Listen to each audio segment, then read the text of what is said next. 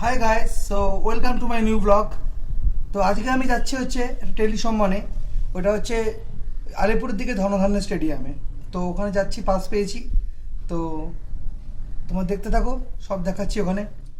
So আজকে যেতে গিয়ে একটা অঘটন হয়ে গেল। অঘটন মিনস মেট্রো করে যাচ্ছিলাম হাজরা, ওখান থেকে অটো করে যাব।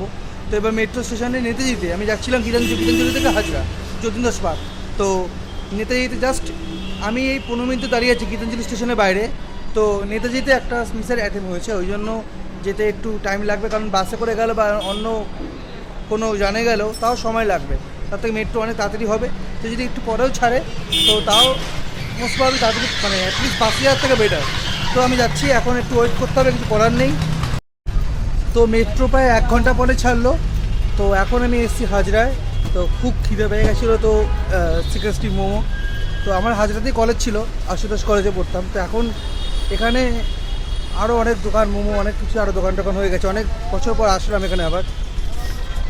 যাই হোক, তো এবার চিকেন স্টিম মোমো খেলাম, খুব খিদে পেয়ে গেছিলো এখনও ওয়েট করে। আর যাই হোক, এবার যাচ্ছি। এবার শুনছি অডিটোরিয়ামে ওখানে প্রচণ্ড ভিড় হয়ে গেছে, জানি না কোথায়, হয়তো অনেক পিছনে দাঁড়াতে হবে। তবু যতটা পারবো তোমায় দেখানোর চেষ্টা করবো।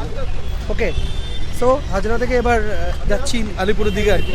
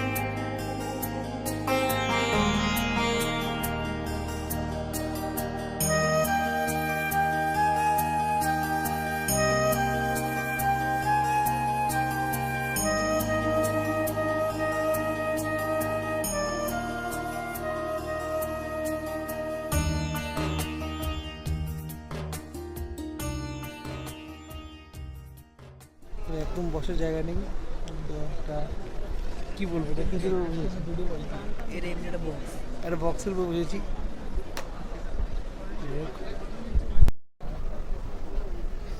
অ্যাকচুয়ালি অনেকটা দেরি হয়ে গেল আসতে, এই যে একদম লাস্ট জায়গায় দাঁড়িয়ে আছি। দাঁড়িয়ে দেখছি কী করবো। আর আগে আসলে একদম নিচে বুঝতে পারতাম, বাট অনেকটা লেট হয়ে গেলো বলে একবারে পিছন দিকে দাঁড়িয়ে আছি।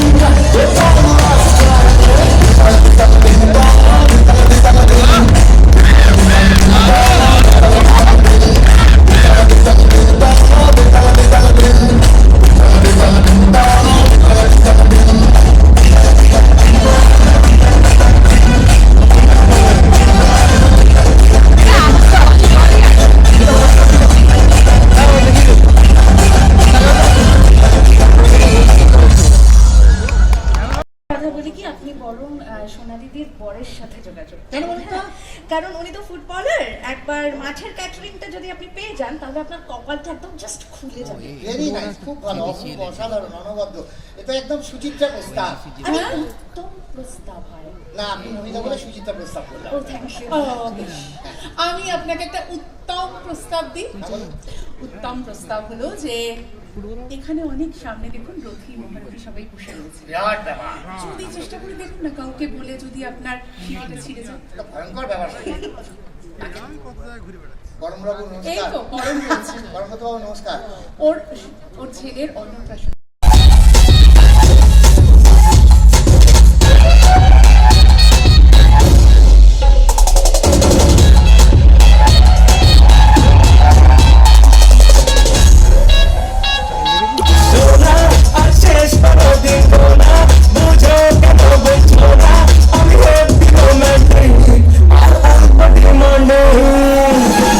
পাচ্ছেন দিদি প্রিয়া রায় চিরদিনই তুমি যে আমার সিরিয়ালের জন্য জি বাংলা।